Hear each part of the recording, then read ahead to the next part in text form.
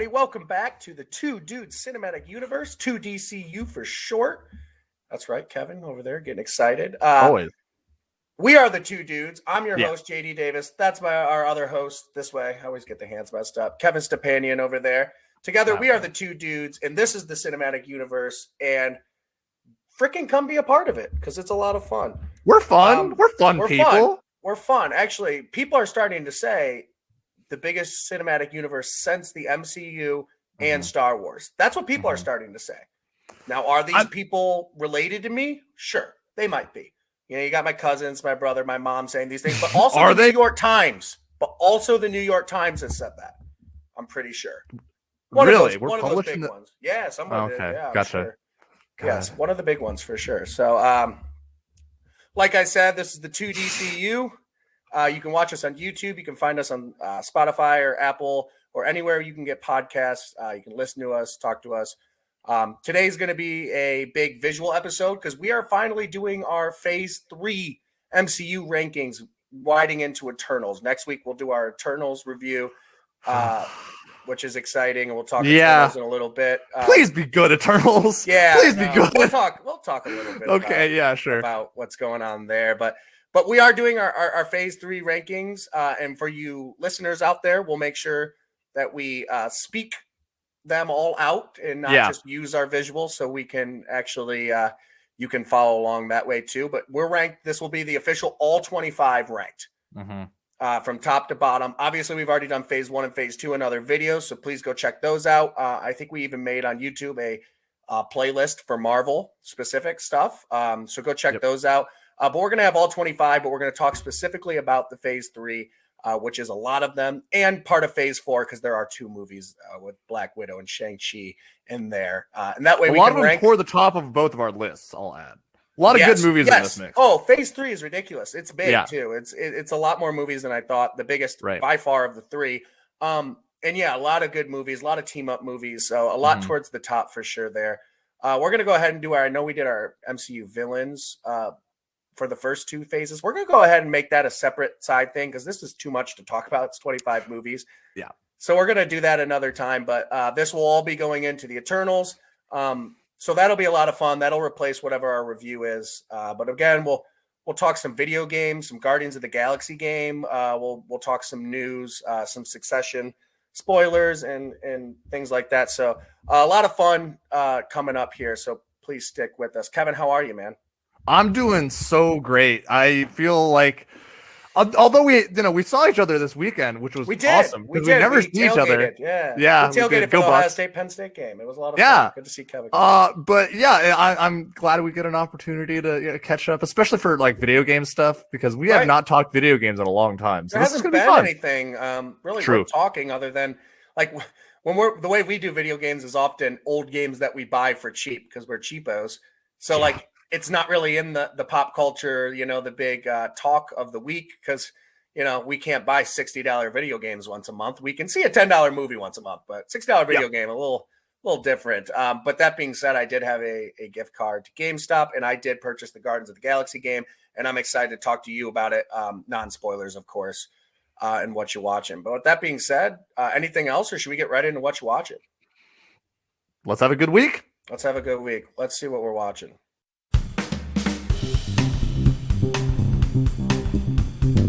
All right, so this is what you're watching. I should say watching/playing because this is kind of going to be a video game specific what you're watching, more like a what you're playing. Because we did record early last week, even though we've had some time. I've been spending most of my time watching sports and playing video games. I haven't watched a ton other than keeping up, finishing up Titans and some other things, which when we both finish up Titans, we might share some thoughts on that. But Kevin, have you been watching or you been playing? What has your content been this week? Yeah. At home. I mean, you nailed it on the head. We haven't really had any like crazy big thing that, especially for new stuff that's like come out and say, oh, we need to watch that every week. Obviously, Dune took over our life.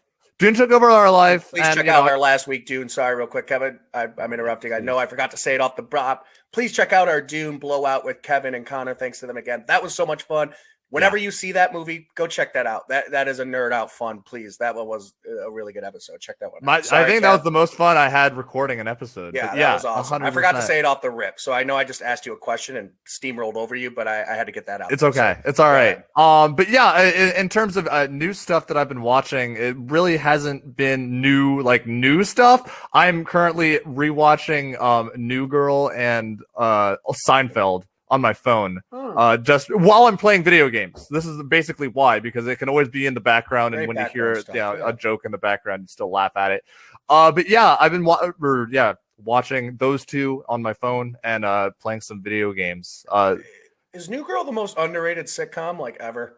It is. It's really hilarious. It is so funny. It is better than I think anything we've really had in like, I don't want to say our generation, but like last 10 years. I think it's especially on cable. Like a regular cable show. Right. Might have been the last no right to be that good. Might have been the last good cable sitcom. Ooh. Honestly, I'm trying to think of one that's Parks and Rec was before that, right? I think so. So. Yeah. It seems like it. It's quite possible. Season 1 of Parks and Rec seems older than season 1 of New Girl, but I could be wrong. True. Yeah. Okay. Same era. That's same era, but New Girl is one of the best shows ever. It has no right to be as funny as it is. No, especially with that title. It's such a misleading title because the roommates are the best part of the show by far. She's a new girl for like that makes sense, I guess, for like the pilot. Right, exactly. Yeah. Yeah, she's just a new friend, I guess. I don't know. Yeah. So while those things have been on in the background, I've been replaying the Assassin's Creed Revelations that I have through the Ezio collection. That game is so much fun. Did I get you going last week when I talked to you did. I had a 75 gigabyte download that I had to do immediately after our discussion just to reinstall the Ezio collection. But yeah, I had played Brotherhood last year, and so I hopped onto Revelations this year, and it's fun. I'm gonna finish it this week just because it's a real quick game, and I like the grind of it. But other than that, I've been playing Back for Blood, which is basically a new skin for Left 4 Dead. Then it's just zombie hunting with your friends, which is fun. And is that online? Are you doing that? It can be, yeah. You can play solo or something. What have you been doing? Just online. I have two or three guys that I've been playing. Oh, with a group though. You have been doing. Yeah. I don't want to in a zombie apocalypse. I don't want to be left to the hands of strangers, Shady. Sure. True. But yeah, those have basically been the new stuff that I've been in. Yeah, what have you been up to? The Assassin's Creed is fun too, just because like kind of similar. I think I said it last week, but just when you play like an old game like that, I'm all about quick. Getting the story, getting in and getting out.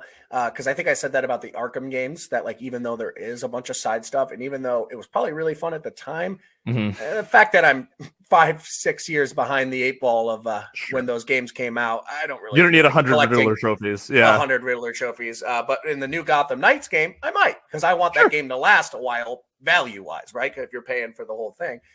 It's just a value thing. So I get that 100% when you're Assassin's Creed, just kind of running through some of the older ones quickly, but it's still a lot of fun. Still a great series, a series that I have not played them all. Just because it's tough to go back when you have, like, we don't have a new Arkham series after Gotham Knights. True. We will. We will, but with newer Assassin's Creeds, it's hard to go back to play the old ones. For me, just because I never played the old one, so there's not even that. Oh yeah, for a first time, not even that. Yeah, Black Flag is the Black Flag, and I believe 3, the American Revolution ones are the only old ones I've played. So that's cool. Yeah, for sure. So for me, I have purchased the Guardians of the Galaxy game. Gardeners of the Galaxy? What? No, Rocket. So I let Groot fill out the paperwork. Which I'm sure you've heard mixed reviews. We talked about it last week. It was one of those are we sure we're gonna is that something we're gonna get? Is that something we're not gonna get? Obviously, I ended up getting it. I ended up having a gift card, some money left over that I forgot was there, thought was expired. So it was kind of like, why not at that point? Because I didn't know how much longer it was gonna last if I wanted to hold on to it for an old game or another game coming up. So I did end up doing it, and boy, am I happy I did. I'll just throw out this too, because it's going to be just kind of a quick back and forth Guardians of the Galaxy review here.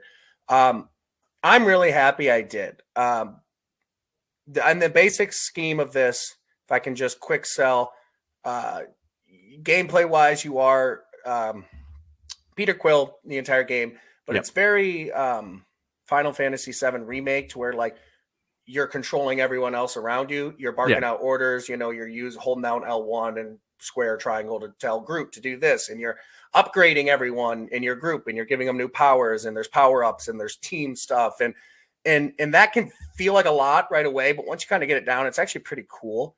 I've heard the gameplay is repetitive.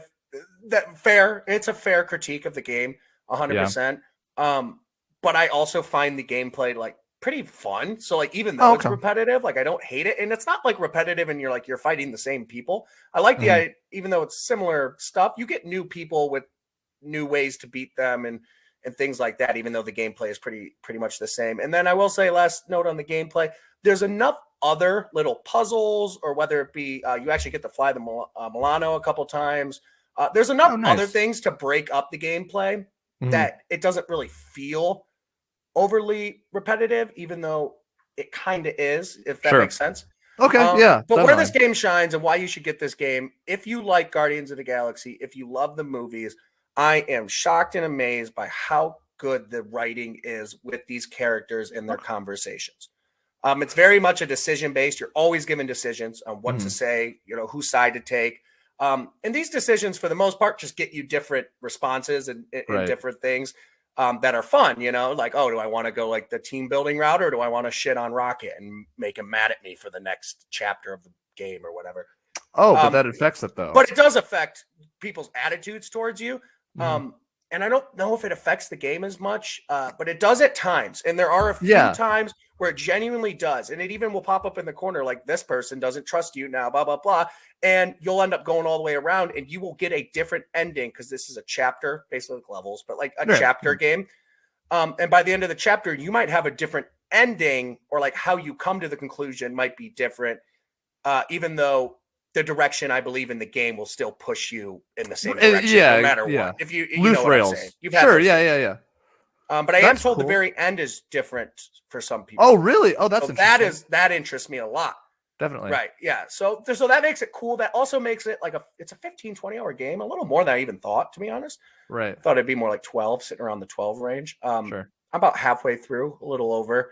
And I'm just having so much fun. The banter, the writing back and forth, it feels very, even though a little bit different takes on, I would say Gamora's probably the most different take. I really like the way they communicate, the way they rip on each other. It's funny. It's genuinely like good, like, wow, like this feels like James Gunn, maybe not James Gunn level. That's probably not fair to say, but like, it's what I wanted. I thought it would come across corny a lot of the times, and it's really good. What do you have any questions? Yeah, Can I answer you some? What kind of stuff are you doing on the side, or is there like side quests, or is just exploration, getting backpacks and stuff? It's pretty straightforward single player narrative, like, straight path pushing you forward. You pick up like parts and stuff to upgrade your equipment as Peter Quill. And then you also get points for like how well you like take on like when you are facing off against other people, when you like defeat them or whatever, you get points for that can upgrade your crew, that can get your crew new finisher moves or this or that. Oh, okay, gotcha. Which is cool. So like it's constantly doing that. But basically like you're going to just the main story, but you're picking up these parts. And the other big thing is like these, I don't even want to say chests, because literally all they have is outfits in them. And you're getting new outfits that are actually fun. It's very similar, Kevin, to Jedi Fallen Order, where that's like, I need to get this game then. That was one of my favorite games ever. Hold on. In the way that it would, to answer your question, in that way it's similar. Right. Oh, gotcha. Okay. To where you're finding other things like, stuff that the I don't even know what to call it. I guess parts. The parts you pick up are the easiest thing to find. They're kind of just scattered around. The collectibles. That will enhance your gun, your suit, your rocket boots, whatever. And then the other big thing is the harder to find. There might be like 1 a level, 2 a level, is the outfits, and you will have a Gamora specific outfit that you find, or a Rocket specific outfit, or a Groot specific outfit. And then that way you can like change your Guardians to kind of look however you want, based on how many skins you find. And those are fun. And those are like, those are more like the health packs in Jedi Fallen Order, that like there's like maybe 1 or 2 a level, and they're a little more hidden, and you might have to move something and jump up on a thing and find a back alley where the parts might be like, oh, they obviously want you to go right, but there's a little bit of room down there to the left. Just go left, and there's an easy part. Just hug the opposite wall, and you'll find something. Yeah, okay. Something. So yeah. What do Groot specific outfits look like? Groot will physically change. Oh. Based on the outfits, I guess. One of the outfits. Groot? No, like the way he looks in the game is a little bit different than the 2014 Guardians of the Galaxy. Sure, right, yeah. You can get Guardian of the Galaxy 2014 skins for all of them, and in which he will just look like Groot from Guardians of the Galaxy 2014. Gotcha. There's one that's like the 5 Horsemen of the Apocalypse outfits that are pretty hard to find, but I've only found Groot's, and Groot is like, it looks like he's like a tree that's been like burnt, and his core is like red, and he's got like that's fire. So cool. And he's got like fire. It looks really cool. God, and there's an outfit like that for everyone that I have not found, and I am doing my best to find them. Like there's very much open exploration where it's not super open, it's not open world, but like there's a whole level where you literally just go to a city and there's almost like no fighting. It's almost just like interactions with merchants and looking for people. And that city's not wide open like a city in like Assassin's Creed or something, but like open enough that like you can like go into a bar and go in, and that's like you're searching. Like I take time to search because I think that's fun and it adds time to the game. Yeah, definitely. So in that way, it's pretty cool. Like right now I have like the 2014 version of Peter Quill, and that doesn't physically change him. Like everyone else looks the same in the face. Does the 25th or 14 version of Peter Quill, does that look like Chris Pratt? No, I was going to say it still looks like him, but he wears the coat and his the boots outfit. are different. Got it. Gotcha. Yes. Now I will say Drax is 2014. It's same facial features as like the Drax from the game, but he is in the different like tattoo skin makeup. Right. Okay. Gotcha. It does like change his skin, I guess. Like it's like a skin is the best way to put it. But no, the other ones will stay pretty much the way they are. Okay. Gotcha. But it's fun. It's a lot of fun. And the narrative, the story, I think so far is pretty fun. Have you gotten to a boss fight where you can give a pep talk yet? Yes. The huddle Did up. the music play? Yeah. Okay. So that's nice. I don't know how I got this far into it. The soundtrack is incredible. Yeah. Right. Yeah. The soundtrack is genuinely like if this was Guardian of the Galaxy Volume 3 and this was the soundtrack, we'd be drooling over it because it's really good. It's got a lot of rock music. It's a little more rock, I think, than poppy than the movies are, because in this version of Peter Quill, this is not really a spoiler, but he's like more of like as a kid was like a rocker, like wanted to be a rock star, followed a band, like a rock band that like pretty heavily like was his favorite rock band, like, and it's more 80s, I think, and then like where the Guardian movies feel more 70s. Yeah, right, sure. So I think that might be why I guess the music's a little different, but it's a little more rock, but there's still pop. I mean, there's still some really good kind of, I don't even want to say hidden gems, but you're like, oh, this is a good song, but I couldn't even tell you who it's by. Like kind of the same way Hooked on a Feeling might have been for a lot of people our generation. Yeah. I don't know if people before that movie would have been like Blue Suede, you know, unless you're really into music. There are songs like that too, but the soundtrack is really good. Even if you don't like the game and you're listening right now, like I'm not a video game guy, check out that playlist on Apple Music if you can, or something, and just give it a listen because it's a really good playlist. But yes, so the huddle up. Sorry to answer your question about the huddle up. That happens. You build like a bar as like a team, right? And that happens in any fight, not just boss fights. But it's cool because then it picks a song for you, and you're sitting there, and it's like this is so like it's Guardian silly in like the best ways possible. Too. Love that. It's like you're sitting there having this intense battle, and the huddle up is a little cheesy because it's like you're giving the team a pep talk. Like, I don't know if we can do it, Peter. And you have like 2 options, and it's like, oh, like give the team, and then they're very easy options to read which one you should do. Sure. But it gives you your full stamina, and you give them like a teamwork pep talk or something. it's a little cheesy, but it's worth it. And the fact that then you can just go nuts with everybody's like finishers and stuff. And you get like buffs, reload. right? Yeah. And it looks cool. And then all of a sudden, like, I Need a Hero is playing in the background, and you're like shooting people. It's like, this is awesome. Like the music, because it's the only time the music plays while you're fighting, which I guess is a little bit of a bummer, but it also makes the moment like cool. And when you do it.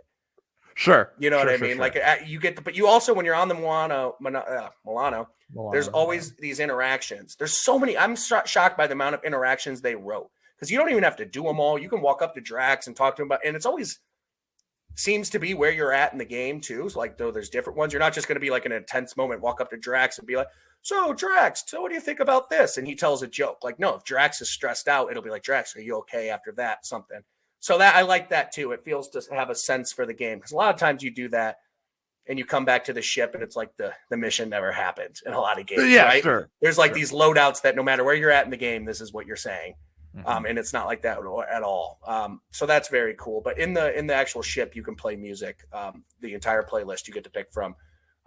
You can just have it on like over the loudspeaker while you're in the Milano. And the Milano is very cool because it's in between missions, and I'll stop ranting and we can move on here in a second. But it's cool because it's in between missions, and you can actually, like, when you talk to them, like the interactions are great, and you like want that downtime almost. It's similar to your ship in Jedi Fallen Order. I know that I keep making that comparison, but there are comparisons in that way, not gameplay, but that way.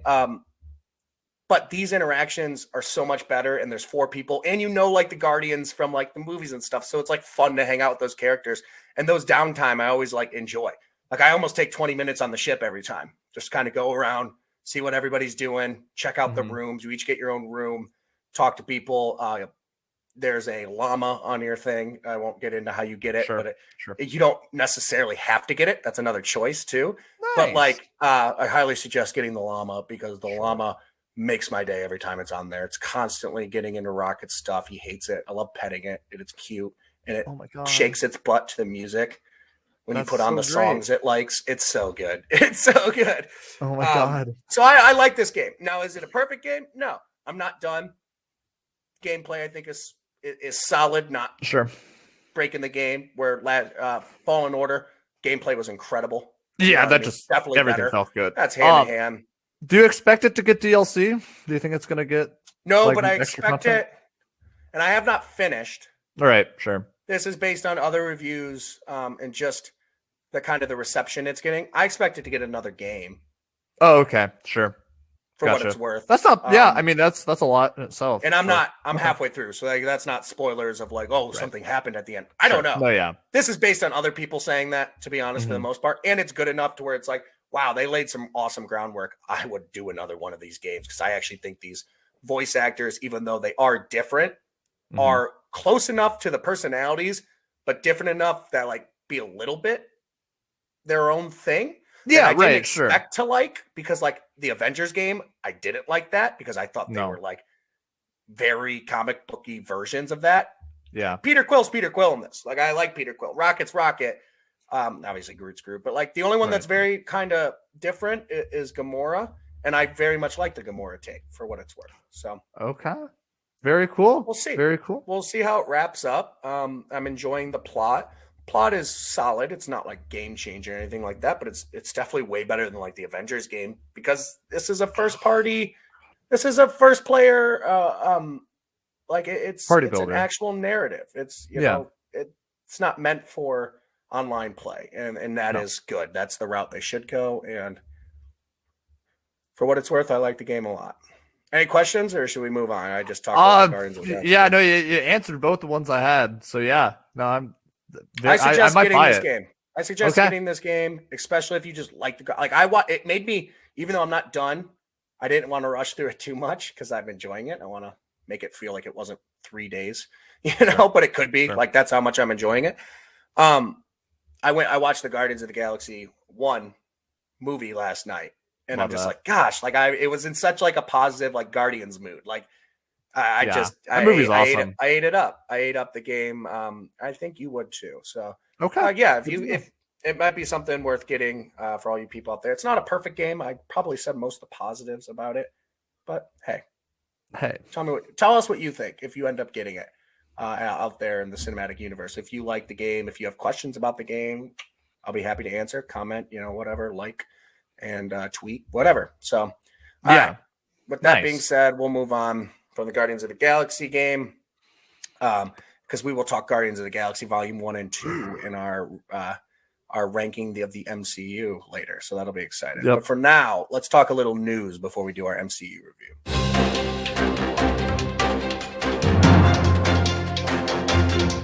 All right, this is news with Kevin and JD, your 6 o'clock news. I feel like I should have paper, just like the... Yeah. Breaking news. Kevin has paper. Yeah, so you don't have to watch this news at 6, but it just felt like the thing to say. 6 o'clock. Yeah, news, 6 is the best time to be watching podcasts. Exactly, and news. Watch us instead of the news. This is the only news you need. Real news is depressing. Yeah. This news is way better. Let's go right off the bat. Trevor. Sorry, I just called you. I was hanging out with Trevor last night. Apologize. Oh, racist ass. Yeah, forget. Just see a white guy on the other end, and you're just Trevor. Yeah, that's true. I just assume it's Trevor. He's the only white guy I know. So, let's go with Star Wars here. The Boba Fett trailer. I'm sure you watched. Yep. What did you think about the Boba Fett trailer, Kevin? I'm less excited for it now than it was before the trailer started. Yeah, much less excited. Didn't like the trailer, huh? I did not like this trailer at all. And I don't know if it's just me, but I feel like it's taking the worst parts of Mandalorian and they mashed it all into the same trailer.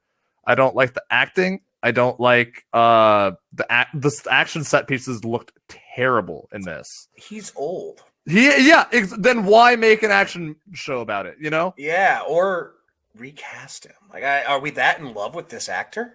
Yeah, I don't know. The Boba Fett. Like, is it like, oh, this is Boba Fett? To me, make Boba Fett anybody, a bald dude who's in the prime of his life or whatever, or make him around that time of when he would have fallen in the Sarlacc pit. And just give me a dude who's going to make dope action, because to me, Boba Fett is the suit more than the face of the guy. Yeah, definitely. I don't know. If you recasted Luke Skywalker, we're going to have maybe some issues. Right. I wouldn't care that much, but like people would get mad, when you recast a face. Yeah. We're recasting a mask, right? Like, yeah, he in the movies he is never without his mask, right. And it's so dumb. The only face we have is the original Jango Fett, and it's just because he's a clone of him. Is the only reason, but it's oh god. But I don't know. I didn't hate this trailer. I was like, all right, yeah, cool. I like the line of speak freely or whatever. I like the mob bossy feel of it. But I'm with you in the fact that like the couple action sequences they had, I'm like, this is not going to be as good as The Mandalorian, just because Pedro Pascal is really good at that stuff. Action, he's a younger guy, a more fit, spry guy. We kind of got an older, out of shape dude playing like Boba Fett, and I feel like we are going to see it in the fight sequences. Because even the one fight sequence in The Mandalorian, I'm like, oh, it's cool, but you can tell it was directed completely different than if it was the Pedro Pascal scenes, because they had to like make it look cool because he's actually moving very slow. Yeah.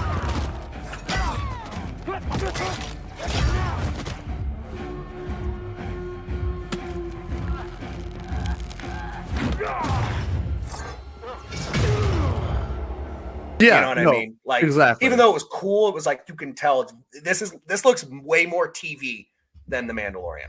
Absolutely.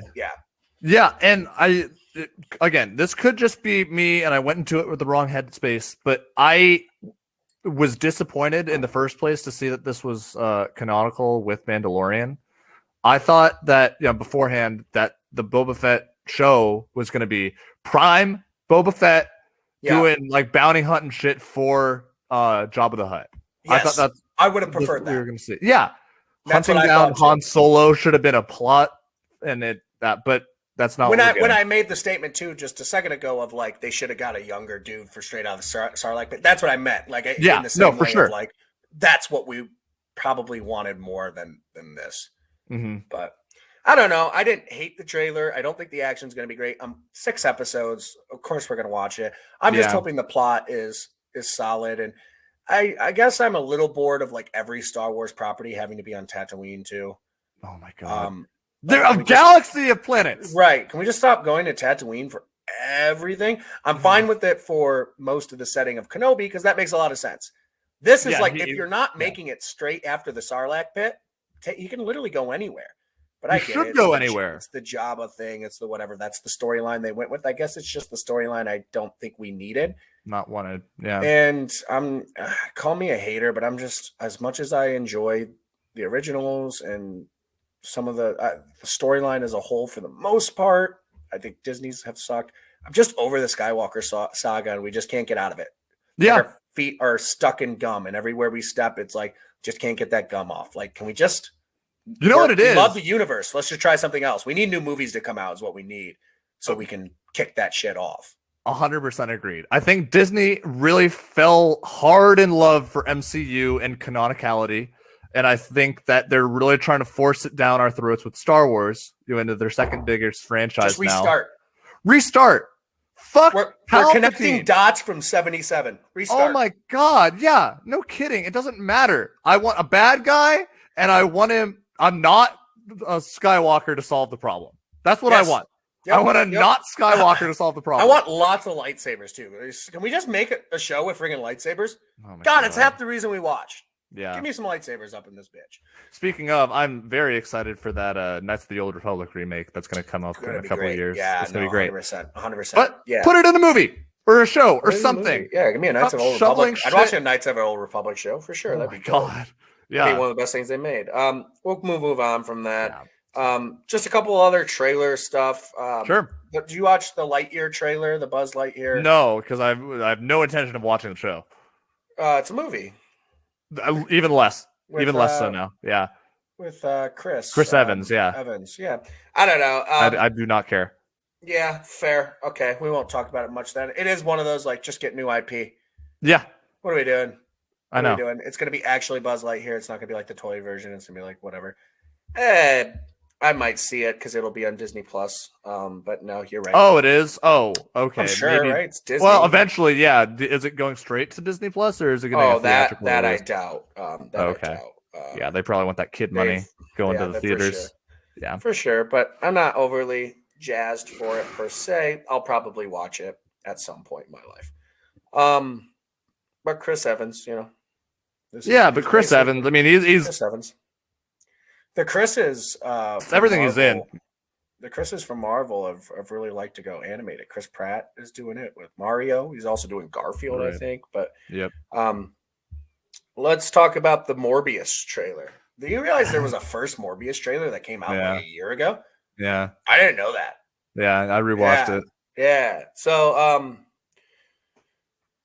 let me open it up with There's obvious Spider-Verse stuff in there, but before we talk about the Spider-Verse stuff, if this was just a movie trailer, not necessarily in the Sonyverse, did it do anything for you? If you could just think about it that way, and not in terms of knowing what you know about Venom and shit. Was it an okay just what trailer? I know about Jared Leto? Well, we know Jared Leto has a history of really, really liking the shitty movies that he's in. It doesn't matter what he's playing. If he can get behind something, he is fully into it. I love him as a person. I love 30 Seconds to Mars. Their band is great. But man, oh man, this movie, one silver lining from the footage that we saw. This might be fun bad. Venom was shit bad. This could be fun bad. It could be. I don't know if it will be. So I'm hoping, knowing what we know about Venom and all that, it's gonna suck, right?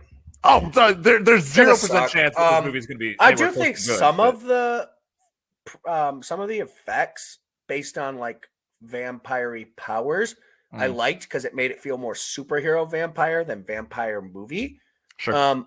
But I thought that stuff, some of that looked fine. We'll actually see when it comes out if it actually looks fine in the grand scheme of. But little snippets, some of the what do you call that? Like the Sonic bat, whatever. Like you saw kind of echolocation. I thought that looked good, and some other things looked all right. But I do know it's in the Sonyverse, and I do know how bad those other movies are, and it feels like it's going for the same vibe because it made the stupid little Venom joke at the end, and in that vein, I don't know how it's going to be good. That being said, they're going to keep making it because I guarantee people are. Yeah. Oh, yeah, for sure. Which is just where we're at, I guess. We're in a world where if Marvel movies don't make you laugh a bunch, we're giving them 55% in Rotten Tomatoes. But movies like Venom 2 are making a ton of money because it's Venom. And I guess it makes me, and I don't, cinematic universe viewers, I'm not talking about you specifically. Even if you like those movies, that's fine. At the end of the day, like, hey, I like stupid movies. We all like stupid movies. Sure. But it does make me question. It's like, gosh, are we getting just dumbing down our movie viewing liking? Because like I have not seen Eternals, and Eternals might not be that good, and it might be a fair rating, but I also have no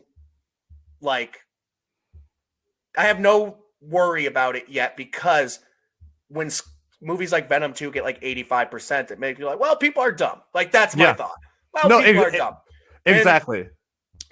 Going back to Morbius, I guess, is I kind of got away from it. People will probably like this movie, and they're going to continue to make shit lousy movies in the Sonyverse with dumb bad guys. Not even dumb bad guys, dumb written bad guys, and make them quirky and try to make them funny instead of badass and cool.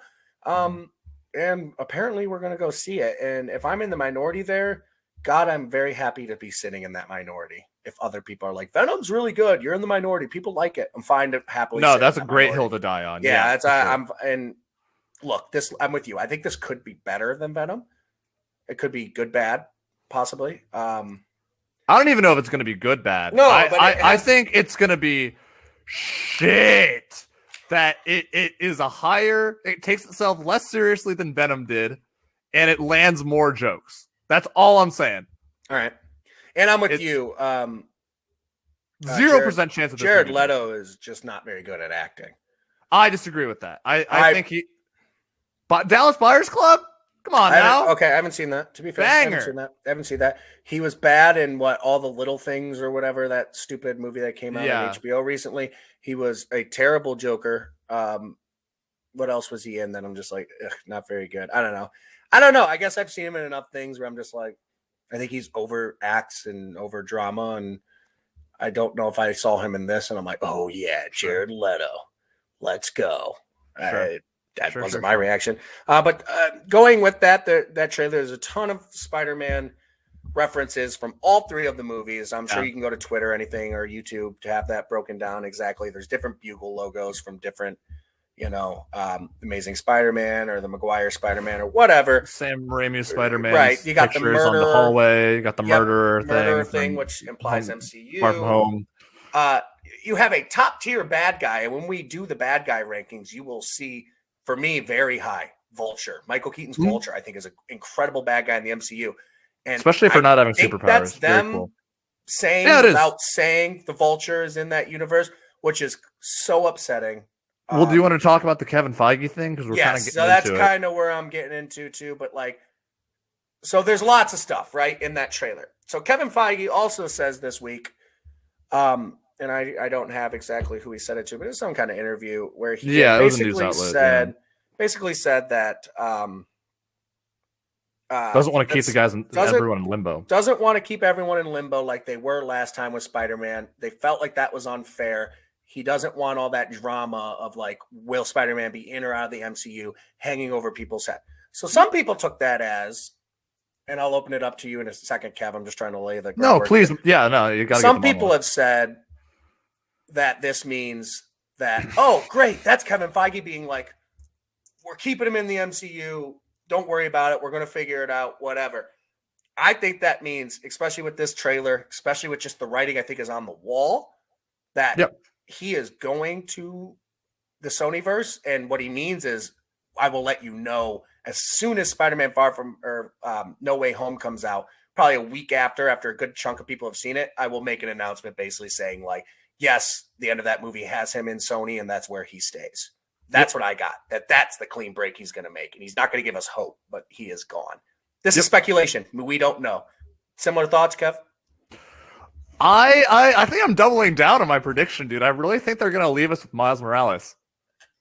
And actual Spider-Man's going. Obviously, I'm beyond doubt now that the actual Spider-Man will be in Sonyverse, which breaks both of our hearts here. Knowing that the Sony universe, has. Do you think they're going to let us have one of them, if not Tom Holland?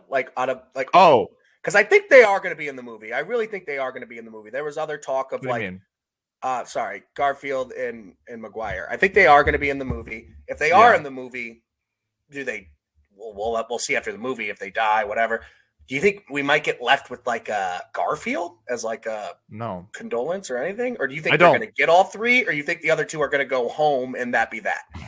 I think the not Doctor Strange, but No Way Home is going to be very much the third act of Spider-Verse, the animated movie. They all go home. They all go home, and Tom Holland sacrifices himself and goes to his own parallel universe or whatever that's stuck with Venom and shit. And then that whole to save team his up universe. Yeah, well, all the bad guys there. Because that would make sense. Yeah, and that team up inspires a young Miles Morales at the end of the movie. My prediction. I wouldn't hate that. And so this is another thing to add to the Kevin Feige thing that I saw from a guy named John Campea. He runs a show on YouTube. Pretty big show. He doesn't need our shout out, but I'll give him credit because it was him who had brought it up. In 2019, Kevin Feige also said in a quote when they were talking about whether they're going to get to keep Spider-Man or not, and they had just gotten down to like they can keep him for a couple movies or whatever happened there. In 2019, he said, among his superpowers, Spider-Man also has the only superpower in Marvel to jump universes, Kevin Feige says while like joking around, smiling or something. He basically just told us that like this was always the plan, right? That he can jump universes. That's contractual obligations. He literally said, I think the quote was, Spider-Man remains the only superhero with the ability to jump cinematic universes as a superpower. It was probably a joke. I don't take that too seriously. But I kind of do. I kind of do because I think it was always the plan. I think that was him maybe saying a joke that he always kind of knew was real. Sure. Maybe not read too much into that, but it was just a little something on top there that I just don't see how we know Venom is in the MCU for now, but I do think that movie ends with everyone going home. Everyone goes home and Spider-Man, Tom Holland, is off into the Spider-Verse, the Sony-verse, which is just, God, I feel so sorry for him. If I was him, I'd be like, all right, I'm done making these movies. I committed to 10 movies with Marvel. No, this isn't good for my career. Tom Holland, I'm speaking directly to you. Yeah, Tom, big listener, Tom Holland. Let this last Spider-Man be the end of it. If you're going to either have to go to Sony or not be Spider-Man anymore, please, I want to see you. I want to see you in other things. Just leave. Yeah, please. I'd rather have you make just another regular old Tom Holland movie a year instead of shitty you fighting Tom Hardy, Venom, and stuff once a year. CG is you fighting a CG monster is what you're going to be doing if you stay as Spider-Man nowadays. Please do the right thing for you.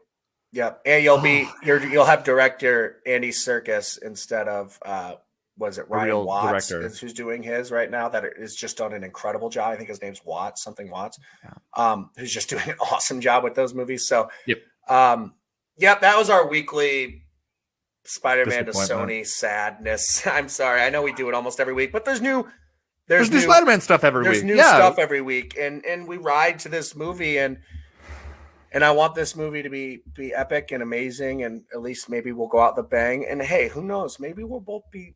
I would love to have an egg on my face be wrong. God, I'd love. I'd love that. Oh, people would be like, "Oh, you're an idiot." Oh, I'd happily be an idiot. Thank God. Be an idiot. Shower me with idiocracy if this is what the outcome is. Yeah. Yeah. No, for sure. So that's kind of our pulse on Marvel there, and we talked about Eternals being in the 50s. We're not sold on that because I think there are dumb people out there, and I don't think it's in the Marvel 70s. form. Right. I don't think it's the Marvel formula, and I think some people that are hardcore Marvel fans just want the Marvel, or even casual fans that just like, I like to laugh and see explosions. It might not be that. It's going to be a lore dump. And I'm fine with that. I'm fine with that. We need a lore dump. Yeah, it's been a while since we learned anything about the MCU. Yeah. Right. And I kind of have heard the positives of it are that it expands the MCU and talks about kind of the creation of some stuff. And like, yeah, perfect. I'm fine with that. Even if I get that out of it, it's no way it's a 56% or whatever. So, other than that, I kind of want to get into our Marvel our MCU rankings. Sure. So RDJ and Matt Damon possibly in the new Nolan film, the Oppenheimer movie. That's awesome. Good actors. They have not worked with Nolan, from what I understand. I have not seen them in anything. But it'd be cool to see those guys work, especially RDJ. I'd like to see his acting chops with something different. Yeah. I don't know why I thought he was in what's the magic one? Prestige. No. Prestige, yeah, but he's not. I don't think he is in that. It's Hugh Jackman is what I was thinking of. Yeah. Yeah, okay. Never mind. Yeah. So that's a little new blood in the Nolan universe. Could be cool. Yeah. It's a good universe, to see. But, good to see. Yeah, so other than that, I mean, Always Sunny got a release date, correct? Thank fucking God. Yeah, December 1st. December and 1st. It's in less than a month. Less than a month and I get to laugh again, JD. Oh my God. I'm excited. Excited for that. Obviously, we're Sunny guys. Watch Always Sunny. It's on Hulu. Where's Always Sunny on nowadays? It's live on Wednesdays, Hulu's on Thursdays. Yeah, FX. I'll be watching on Thursdays. Yeah, FX is live, but I'm saying like if you want to go back and rewatch it, I believe it's. Oh yeah, it's on Hulu. Yeah. All right, perfect. So that was our news for the most part. Not a huge news week. I mean, some more Spider-Man drama and some. Excited for Eternals. Yeah, excited for Eternals, and Eternals will be what we review next week. So that'll be our big review. So come check that one out for sure. But before we go to Eternals, we need to finish our MCU rankings so we have somewhere to put Eternals. And we did phase 1 and phase 2. Check those out. Check those out. Those are a lot of fun. I believe one is with the Spider-Man reaction trailer, so you can kind of watch both. That's fun. They're at the end of episodes, but I believe I did chunk them together in an MCU like playlist or whatever. Yeah. As well as Shang-Chi. If you finally got around to seeing Shang-Chi, you want some Marvel build-up from where we're at in the series before Eternals, this is the perfect place to come get it, and then we'll talk all things Eternals. With that being said, let's review Phase 3 of the MCU, Kev.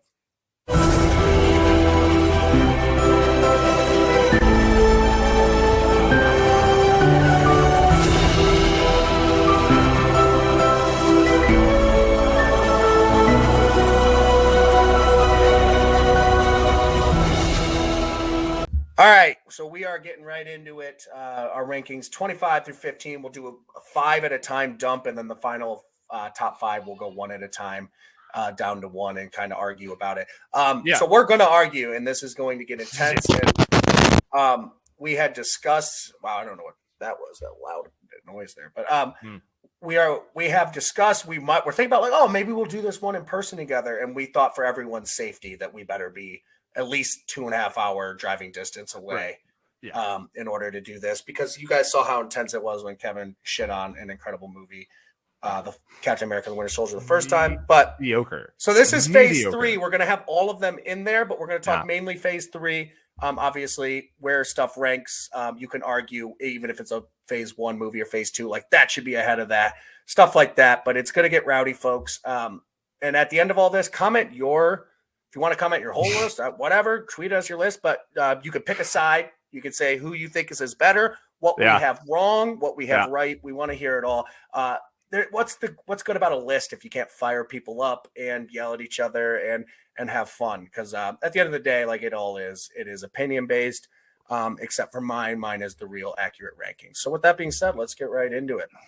I'm so excited. All right, so we got Kevin's bottom 5, and there is something in there right off the bat versus my bottom 5 that we need to talk about right away. And Kevin, I think the people are going to be very upset with you because people like this movie. Yeah, people really like Thor Dark World. Panther. That's what. Yep, it's time to argue some Thor Dark World because I know that's why everyone tuned in. Yeah, Black Panther is in your bottom 5, The Basement, a movie some people call one of the most culturally significant superhero movies.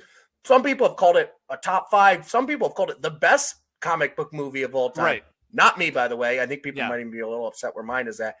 Black Panther in the Basement, Kev. What do you got to say to all the people that I don't like going to this be movie? Very upset with you. I rewatch this probably once a year, as I do with every other Marvel movie, and it's probably my, I don't know about least favorite or least excited to watch it movie ever, because it just doesn't have much for me going for it, other than the costume design and Chadwick Boseman. But all the Wakanda stuff just kind of bores me. I never really buy into it. And my big thing with that movie specifically is the villain is atrocious. I hate Michael B. Jordan in this movie. Oh, I love. I think his background sucks. I think his motive sucks. You're insane. No. I will hear hate for this movie because I have it lower than most people. But if you're going to sit here and take Michael B. Jordan is easily the best thing about this movie. I disagree. Heavily. And I don't like that he is just another version of Black Panther. Well, and I'm willing to die on this hill. Everything else down in the freaking MCU because that's everything. I know. To be fair, it's more egregious for me in this one than others. Look, the end sucks. The CGI fight sucks at the end. 100%. I do think this falls victim, at least for me, and we'll get in. And sorry, folks, I forgot for the listeners out there. Kevin's list, we have Thor: The Dark World in last. 24 is the Hulk. 23 is Captain Marvel. 22 is Thor. 21 is Black Panther. So that's the bottom 5 for Kev. Mine is Hulk, Dark World, Thor, Captain Marvel, and Iron Man 2 are my bottom 5. For you people listening, we'll just run them off there real quick. But Iron Man 2 is a good movie. I don't get how you hate Black Panther this much. I have it lower than I think some people. I think it is one of the most overrated. And this, I think I was starting to say it. This movie falls victim of it was way overhyped. I mean, I was told, get your popcorn ready. The soundtrack, the visuals. This is one of the best stories ever told by a comic book. It's okay. To me, it's okay. And you're going to find it probably around middle of my list because I think that's where it sits as a middle of the pack movie. It's just okay. We'll maybe talk a little more Black Panther when it gets to it in mine. I think you have it really, really low. I think you're disrespecting Michael B. Jordan hardcore. I think he is really cool in that. I actually don't hate his motives, anything like that. I think he's the best part. But another one, there's another Phase 3 movie in here. One of the last 5 we've gotten in theaters on both of our list in the basement. Number 22 for me, number 23 for you. So similar thoughts here. Captain Marvel. This movie just kind of sucks, right? Obviously, Nick Fury is the best part of this movie. And it's not close. Yeah. See Coulson again. See Coulson again. That's nice. But you just can't get around the plot sucks. You just can't. No matter how many really bad good actors or whatever you put in the plot sucks. And the way she gets her power sucks. And I don't really know if I like Brie Larson. I really don't. I genuinely, I don't think I do like Brie Larson, especially in this role. Yeah. I just think it's really heavy-handed in a lot of the stuff too. She can stand up like 4 times in a row. I think it does it like a disservice because you have. I think the first Wonder Woman did a great job. I actually think we'll talk about it a little later, but Black Widow is an awesome job from the kind of Scarlet, from the powerful like woman perspective. And look, me and Kevin are neither of us are powerful women. So to be fair, maybe we can't. Neither one of us are even powerful. No. One of us is a woman. You have to guess though. But from that angle, like I just think this. You don't have to tell us. You just show us. Yeah. How many times do we have to see her getting beat up on the playground or falling off the golf cart or go-kart? Dad telling her it's called a cockpit. Yeah, like it's like who talks like that? Who talks like that? Who talks like that? Maybe people do talk like that, but those people are idiots. I don't know what to tell you. So I think it was very much sold in that way, and I think that almost did it a disservice, but I don't love Captain Marvel, and neither do you. And I don't love just girl. Yeah. And also, you had a chance to do some sweet '90s music, and you really blew the soundtrack too. I think I wanted one Green Day song. That's all I wanted. Right, and I think maybe we got one Nirvana song, but it wasn't. Yeah, and it was a cover. Yeah. Like, what are you thinking? With the '90s possibilities there, but those were the two in the Phase 3 ones in our bottom 5.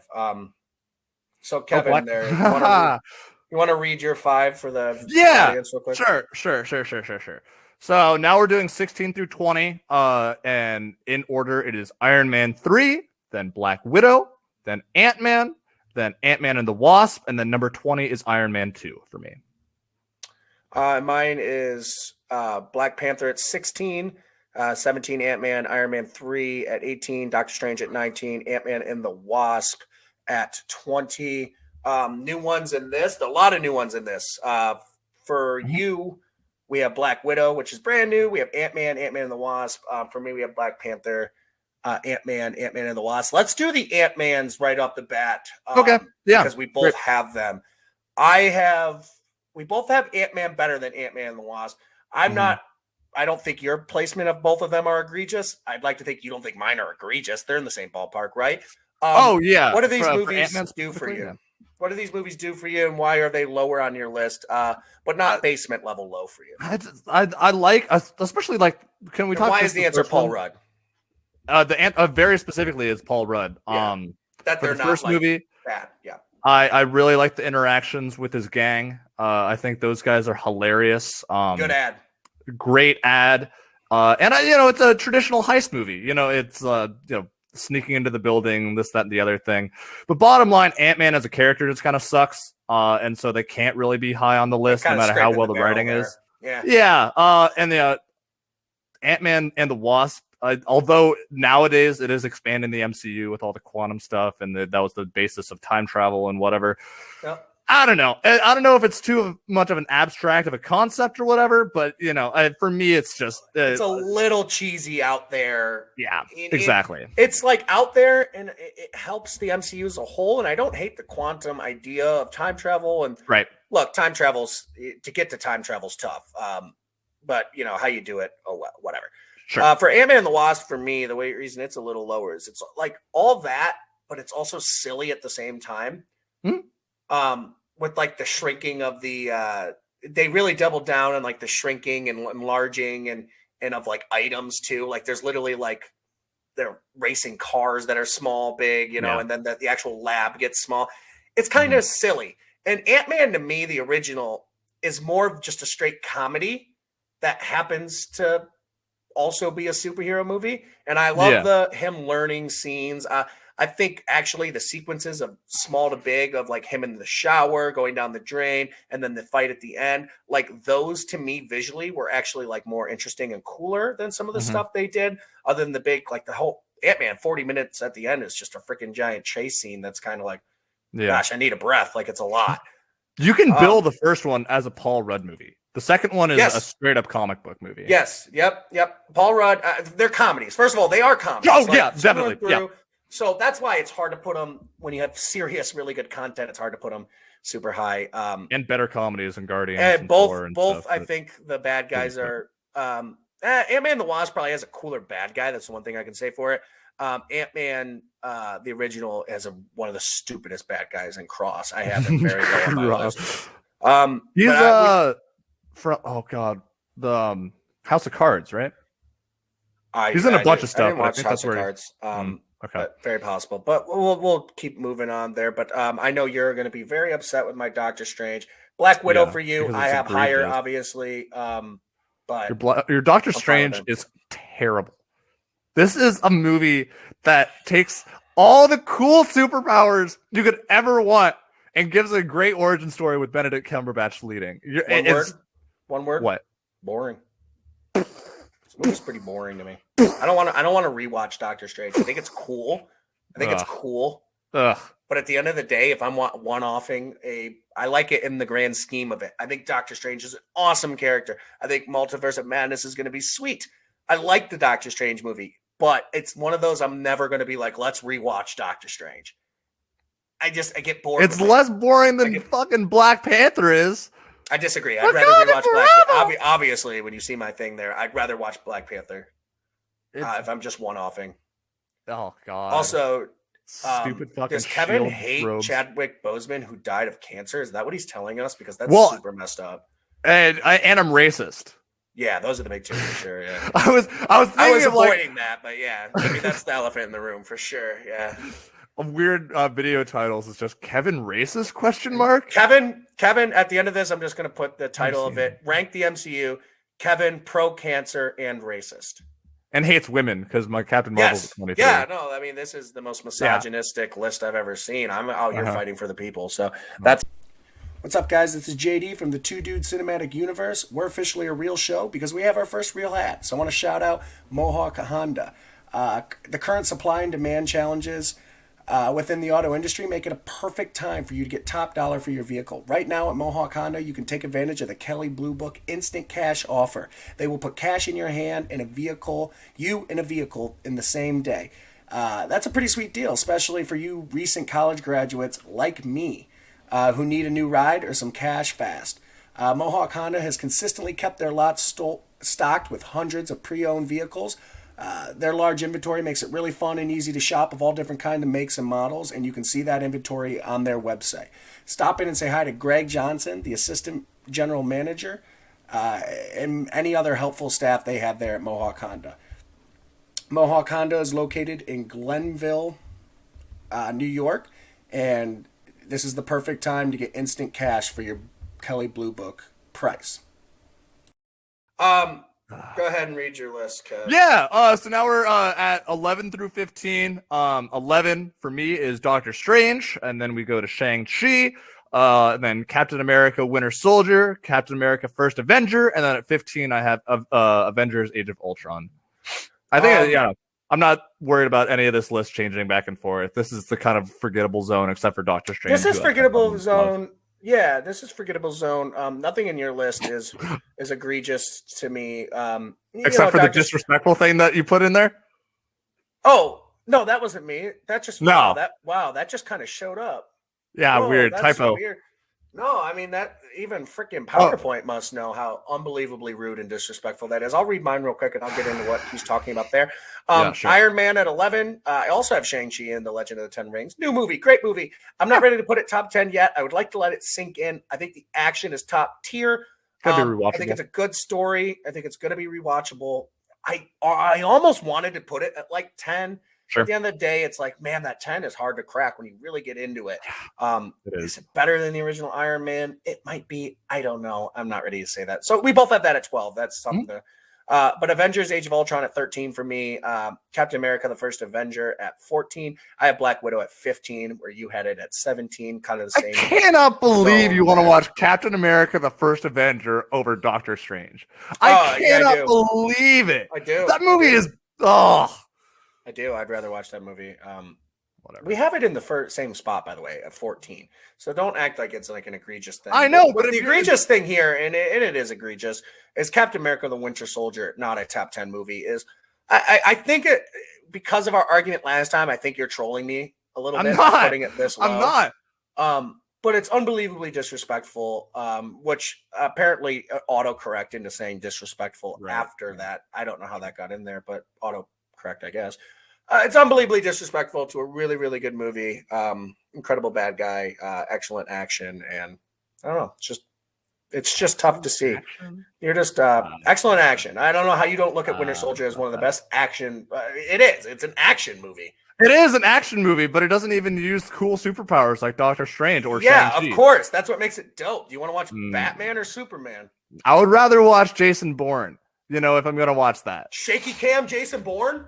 Shut up. That is freaking well shot. Whatever. The Russo brothers, who made top 5 movies for you, I know. They did, yeah.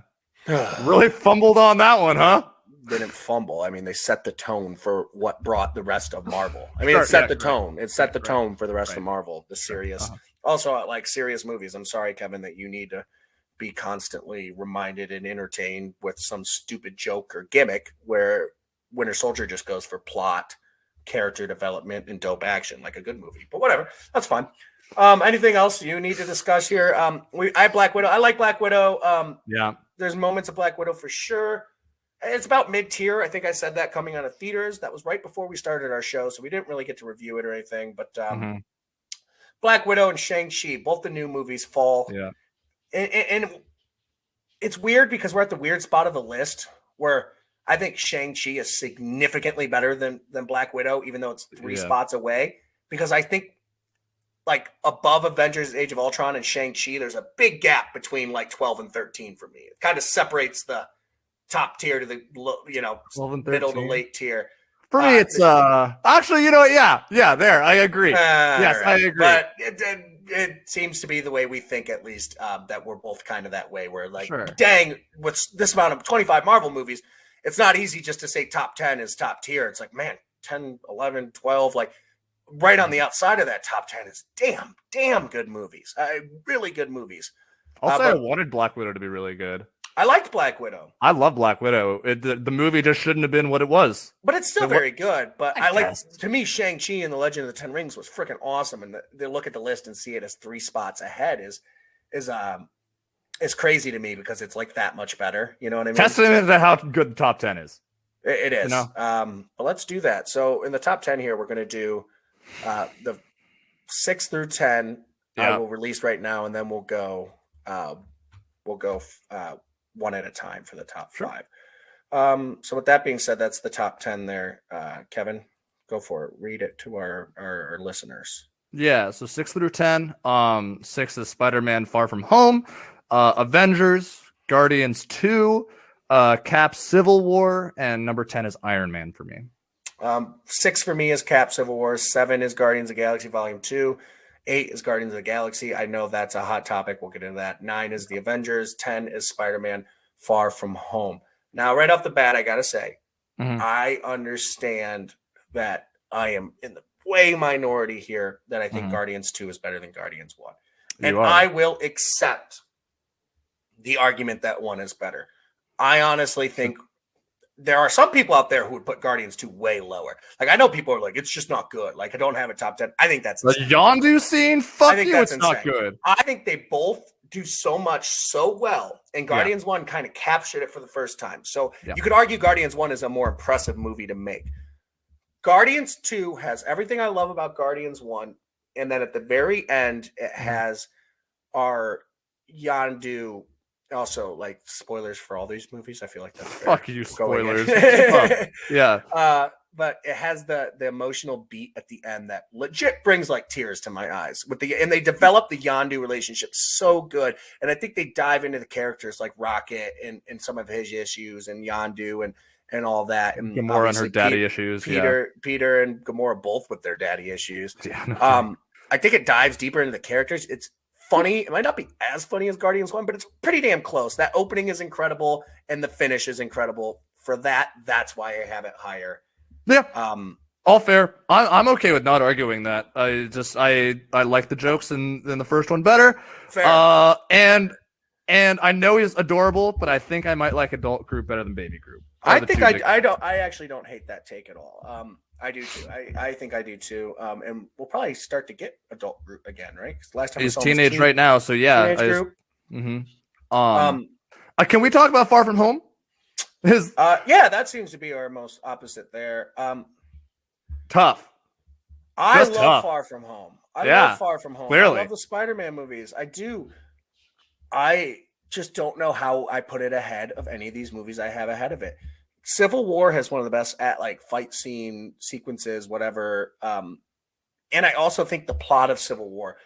Take notes, DC, with your stupid Batman versus Superman, but like how they pin those people against each other and the plot in that, I actually think is really, really good. And then you get some really good scenes, and it's a team up movie. And I enjoy team up movies. I'm a sucker for them. Same reason I have the Avengers ahead, because I think the Avengers did. I just don't know how I put it ahead of any of these movies. And I love this movie. I really do. I love this movie. I left the theater being like, is it better than Homecoming? I took a breath. I've seen it a couple times since. It's way less rewatchable because you're kind of sitting there rewatching it, waiting to get to the point where it's like, okay, let's get to the point where we're past the stupid elementals and Mysterio's a bad guy. And then that movie takes off, and the ending fight is definitely better. But the fact that you're kind of lingering, waiting, the less rewatchability is why I put it for like an hour too. You're sitting there for like an hour. For a while. It's way less rewatchable. That's why it's lower on mine. Fair enough. I can't put it ahead of any of those. And I love the movie. We're on the top 10, man. These are great movies. Great. These are borderline great. All great.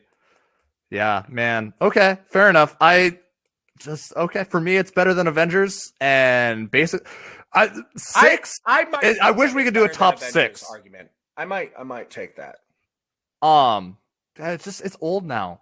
You know, I mean, and the Cap suit looks terrible, but it's old. But I love the meeting and interactions between them. I just love it, and I think the end is so fun. Mm-hmm. Did I tell you that the opening scene for that movie took place at my dad's work? Oh yes, you have.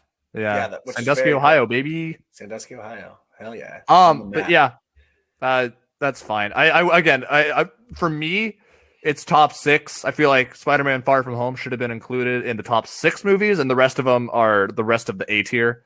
But okay, yes, Spider-Man: Far From Home is A+ to you, and below that is A tier. And I don't want to argue over whether Avengers or Guardians 2 is better than one another.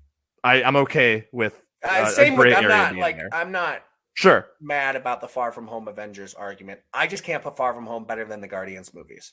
Fair enough. Yeah. And Civil War, I just think what it does for the universe, rewatchability, great action sequences in that too. Love Spider-Man. Love the Bucky and the Bucky and Captain America like team up fight when they're breaking into the apartment too, and the chase scene with Black Panther. That's all very good too. With that being said, let's get our 5, right? Yes. Also, I just said with that being said, I realized last week I say that way too freaking much. That being said, I said with that being said. With that being said, so I want people to count and make fun of me because it's the only way I'll get better. It's the only way I learn. With that being said, let's do top 5. And with that being said, this is Kevin's top 5. Spider-Man: Homecoming is number 5 for Kevin. Captain America: The Winter Soldier, just a top tier movie, top 5 movie. It deserves to be up there. It's an incredible film. It's an achievement, and it takes us as a MCU. It steps the game up. I'd argue it's part of the reason the MCU is as good as it is, because the Russo brothers stepped up their game and made everyone else elevate to their level. It's not. What a film. It's also fine. Spider-Man: Homecoming is really good. Spider-Man: Homecoming is phenomenal. And you notice, haven't seen it yet on my list, so it shows you what I think of it. Yeah, true. Off the list, hate it. Didn't even put it on. That's what I think. Yeah, you just fuck that movie. Worse than Hulk. We've had the argument before. I don't think Winter Soldier belongs here, and I don't think you're going to change my mind just because it's a straight action movie. I don't think that the character development's there, and I just am bored for a lot of it. Stupid. Rewatch it. Fine. You've told me that before. I've rewatched it. I think I brought it up on my list. Watch it correctly. Watch it correctly then. Rewatch it and enjoy it, and then get back to me. Oh, got it. All right. It's the only way I want to hear it. It's an excellent movie.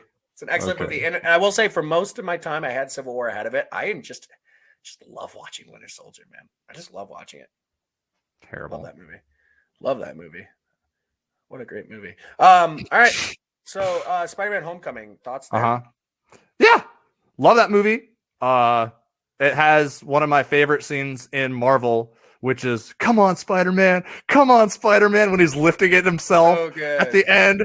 Oh, I get goosebumps every time that scene comes on, and the way Michael Keaton takes on Vulture is so good. I would love to talk some Spider-Man: Homecoming. So let's just do that. In order to talk about it.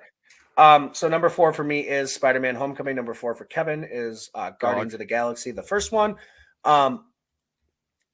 Spider-Man: Homecoming to me is everything I've ever really wanted in a Spider-Man movie. It's the first movie. It's part of the reason, like, Spider-Man on its own, the franchise of Spider-Man, the character of Spider-Man is just going to be higher than other things. Sure. Because I love the character. Sure. I still, as cheesy as they are, really enjoy rewatching maybe once a year almost the Sam Raimi Spider-Mans, because like that's how much I enjoy the character. This boat was the first one to get the character right. This is borderline first one to get both Peter Parker and Spider-Man. Yeah, like it's such a good Spider-Man movie. I love that he's a kid. And, like, Tom Holland was such a great find, and when you first saw him as Spider-Man, like we take almost for granted Tom Holland now. But like this was our first. You have to give Homecoming credit for finding the right Spider-Man and setting the right vibe for Spider-Man in the MCU. But yeah, you know what I mean. Definitely. Like Far From Home's great, but all that groundwork was laid because of Homecoming. Like I said, the only thing I think Far From Home does better is the end fight scene. I think the end fight scene in Homecoming is kind of Far From Home just looks amazing. Yeah, it looks really good. And the Homecoming, the jet and all that, it's okay. But a part of the reason also Spider-Man is up here, and when we do our villains, you'll see it. I believe they have a top 5 MCU villain. I love Michael Keaton's Vulture. Absolutely love Michael Keaton as Vulture. The tension. Excited for Morbius. So excited for Morbius. Kevin, I'm trying to have fun. Right. Sorry. Yeah. Why would you bring that? I'm just trying That's to my enjoy fault. myself, reminisce about Tom Holland being the perfect Spider-Man and Vulture and all of them in the MCU. And you have to bring that up. You have to. Jared Leto will take care of him. Don't you worry, JD. No, and he won't. But he won't. It's fine. Either way, I love this movie. It'll be near and dear to my heart forever because like it feels like the first time in my life. It's like, gosh, in a live action movie, they nailed the Spider-Man I wanted. Mm-hmm. I love the Aunt May. I love MJ. Like I love all the things that they changed from the traditional. I thought were all good changes, but yet they kept Spider-Man how I wanted Spider-Man to be. With that being said, I know I talked some Guardians of the Galaxy. Why 1/2 for you, but why so high just in general? For Guardians?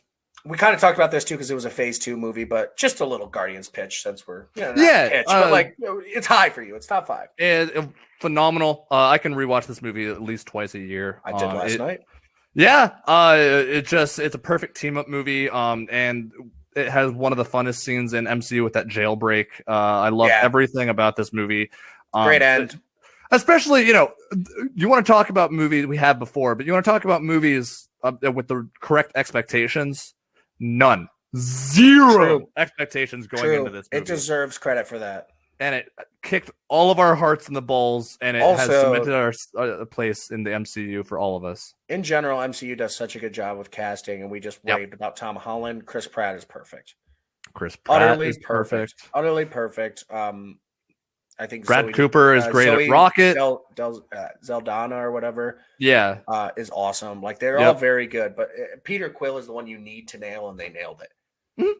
But we talked about that in our last or in our Phase 2, so we'll keep going. But it was top 5, so you got to mention it, even if we talked about. This is the same for both of us. This might cause some controversy, maybe, just because I know some people think this is the best movie in the MCU, and I will accept that argument. Actually, I really will accept this is the best movie in the MCU. It might be one of the most rewatchable. I will rewatch this movie on its own before Endgame, just because Endgame is so much, and obviously noticing from our list, Endgame is 1 or 2 for both of us. But the reason it's lower is just because, Endgame. We'll get into Endgame. We'll talk Endgame, but this might be the most rewatchable. The fact that you get everybody, the fact that you get fun groups, awesome action, Spider-Man with RDJ or Iron Man, I guess, with Doctor Strange, and then you got the Guardians with half of them with Thor, and it's so Thanos and the bad guy freaking wins. At the end awesome! Of this movie. It's the coolest. Awesome. Number one with a bullet, I would say, bad guy in the MCU is specifically Infinity War's Thanos over Endgame's Thanos, because he wins one because he has so much character development in a short amount of time. Josh Brolin just nails this. Everything I want from Thanos. I'm raving. Go ahead and rave, Kevin, about how good your top 3 Avengers Infinity War. Man. This isn't in your top 5. You're not. I don't know what's wrong. You're not paying attention. But you're just not watching Marvel for, I guess, the same reasons we are. Yeah. No, this is the culmination. How much went into the Infinity War saga? 23 movies. 23 movies. So this would be 20 of them, or 21 or something. Yeah. Okay. Yeah, so this is the blood, sweat, and tears of Kevin Feige and the Russo brothers, and which started with Winter Soldier. Russo brothers. It is truly a masterpiece. All the set pieces are awesome. I even like the Wakanda stuff in this one. Weird. But everyone comes together in this, and Wakanda's dope, by the way. Wakanda's fine at best. Okay, all right. But you're not bored for any part of this, although you may find yourself with 35 minutes in Endgame before they figure out time travel that you're bored. You are never bored in this movie. Never bored, and although the stakes are sky high, Endgame is like an experience. Like you have to be in the mood for any. Yeah. Like you have to be in the mood to emotionally go through the end of Endgame. You don't have to be in an emotional mood to do Infinity War. Hop it on. Yeah. With that being said, there it is, Kevin. I said that being said. Damn it. All right. Okay. Moving on. I don't know. I need to find a new word. New transition phase. Whatever. Number 2. Should we do number 2? And even though number 1, I'm just going to leave it. Thor Ragnarok. And also it's spell checked into that little Norse Umlaut or whatever it's thing called. there. Yeah. I don't think that's actually in the title. Mine is Avengers End Game. Ooh! And we have the same top two. Yeah, you might as well just throw them both up there. Yeah. And yes, I made them gold because that felt like a cool thing to do. Yeah. First of all, we have the same top 3. Yeah. And 4 of the same top 5, which means it's not a shock. Me and Kevin live together. We have very similar tastes in movies, enough that we were like, hey, let's make a movie podcast together. That we have similar feelings towards these movies. For the top 5, obviously we argue Winter Soldier, Doctor Strange. There's some out there in the world or out there in the universe that we like different for different reasons, but we have a lot of the same thought process there. We have 1 and 2, 4 of the 5 the same in different orders. So with that being said, Kevin. Yeah. What's up? Thor Ragnarok 2, Avengers End Game 1. People might get mad at the Ragnarok thing. I think people love that movie. I don't know if people would have it as high as us. Talk about it. First of all, I want to say we're right. We're right. These are by far the top 2 movies in the MCU. Kevin's close to right. I am right. Kevin's very close, which is impressive. Thank you. Thor Ragnarok is colorful, creative. The writing is goddamn perfect, and Taika Waititi is goddamn wonderful. Every single minute of this is finally nailed Thor. Yeah, they finally nailed Thor. Every screenshot of this movie is a wallpaper. It looks awesome. Hela's character is incredible. And we don't even get confrontation with her until Act 3. All the Planet Hulk stuff, all the Jeff Goldblum. Oh my god, it was just a phenomenal add to a movie we didn't even think we needed him in. And God, a movie series that 1 and 2 was in our bottom 5. Yeah, you know what I mean. Yeah. That just shows like they transferred the reins over to Taika Waititi. They slowly transitioned Thor to be funnier and funnier, but this is the first time where it's like, nah, Thor is funny. Like Chris Hemsworth is funny. Mm-hmm. I'll talk a little Ragnarok here, and then we'll talk Endgame. It is my number 1, and I know you're going to say, how is it better than Endgame? I don't know if it's a better movie than Endgame. Endgame gets so much credit for what it does. And what it Endgame is. And what it's the accumulation of it all. We'll talk about that in a second. The reason Ragnarok gets the nod in front of me, 1, because I don't want to be Endgame, Infinity War, 1, 2. It's just too easy, 1. Second, I've seen this movie the most. This movie is, I can be having a bad day. I can be having a great day. I can be alone. I can be with friends. I can be with cousins. I can be Christmas time or summer. I want to watch Thor Ragnarok. It makes me happy. It's really the best way I can put it. This is like this is mom's cooking mashed potatoes and gravy, like comfort couple weeks for me. Yeah, this is Thanksgiving dinner. That's a good way to put it. It's just comfort food to me. This movie just makes me happy. It's so rewatchable. It is hilarious. I laugh every time, similar to the Guardians of the Galaxy in that way. I laugh every time, but yet the action, the difference that steps this up from Guardians of the Galaxy, which is probably the tier it would be. Led Zeppelin. The Led Zeppelin, the action, the moments. There are moments that give me chills. The Led Zeppelin, who are you the god of again? What are you, Thor, god of hammers? That whole sequence, and then the moment of him striking the lightning and coming down, which is one of the best visuals in movies, by the way. Yeah. Just riding the lightning down with the straight up a screensaver. It's straight up a screensaver. I'm getting chills talking about it right now. Yeah, that is one of my favorite sequences in a movie, like ever. On top it with the comedy and the action and the visual marvel that this is. No pun intended. I have Thor Ragnarok 1 personally. That is definitely a personal thing. That is definitely an emotional tie. Like, I just love this movie so much. Rewatchability. Is Endgame a probably better movie and a better film accomplishment? Sure. And I 100% see it at 1, probably for most people. But that's why Thor Ragnarok is there. With that, you caught it. The problem was I wasn't doing it too, and then I said it, and now I'm like, I say it once. It's like crack for me. But yeah, Kevin, talk your number one Avengers End Game, and I'll add on to there. Unless you have more Ragnarok talk. Well, I was just gonna say I agree with you for all of what you talked about for Ragnarok. It has so much going for it. With the different cast and everything, and the different set pieces, like I said, plus the last scene is just incredible. But in terms of and I wanted to add that you do not need a reason to have this movie on. You said it's like comfort food. You can throw this on first thing in the morning if you want to. It's the Marvel movie I've seen the most, and I'm not sick of it. That's incredible. No, it's incredible. Double-digit times. Now, if you have the time, then I am throwing on Avengers End Game. I love this movie. I think you do too. But it doesn't. Yeah, it doesn't matter that it takes an hour to find out how to do time travel. It doesn't matter that a lot of this movie is spent with characters that you don't really traditionally see.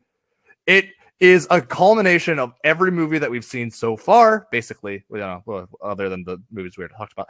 But it pulls at your heartstrings for 4 hours or something, and you are begging for more at the end of this. Avengers Assemble, I am bawling my eyes out, openly weeping in a movie theater. So, for all the reasons I just gave Ragnarok, let me gush over the accomplishment that is Avengers End Game. Yeah. It is the best moment I've ever had in a movie theater, Avengers Assemble. 100%. And there's about 6 of those moments that I thought were the best moment until that moment. When they decided to go back to their old movies, when they, you could tell that was going on. I'm like, oh my God, they're going to go back to their old movies. The guy next to me, a friend of mine, I'm like, they're going to go back to their old movies. Actually, they made Connor. Thor Connor was on relevant. last week, was sitting next to me, and I'm like, they're going to go back to their old, I'm freaking out. But exactly what you just said there too. You can watch this movie having only seen the Avengers movies, having the basic plot if you want, and it'd be very good.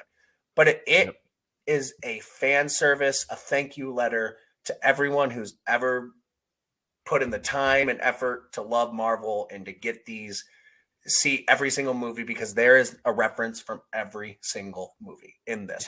Yeah. They looked at you and they said, you don't have to watch it, but we're rewarding you for seeing Thor Dark World. Congratulations. We're rewarding you for that. The Avengers Assemble moment is top moment for me ever in a movie theater. I legit it's either that or Iron Man. Physically have my body out of my control. Hair standing up, my eyes are bawling. So good. And then the fight that it feels big enough for 22 movies in front of it, and that is incredible to say that it felt big enough. We saw this movie together. For your first time, my first time, your second time. And then of course, Iron Man at the end, the one who started it all, probably knew going in that one of them was going to bite it, maybe them all, but for sure Iron Man, I thought.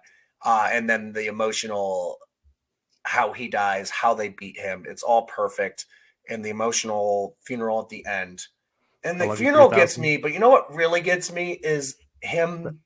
The recording that he leaves his daughter. Yeah. And when they're going one by one to all the different, they show the fireworks in Wakanda and all that. And it's I hope when you play it back. Wakanda. Yeah. I hope when you play it back, some world, a universe, even it literally the monologue at the end. To talk about the thank MCU. You for the MCU. Yeah. And as much as I love the MCU and what's coming up and all that, I don't know if I'll ever have a finale that tops what that was. And I know you're sitting here how is it not your number one? It's this. Can we tie them? Yeah, no kidding. Yeah, it's watchability versus emotions. Yes. So that's fine. That's a fine criteria. Yeah. But this movie is just everything that you could possibly want. And that was us just gushing about it. But it's when you spent your entire these movies are your childhood. They've been on for freaking.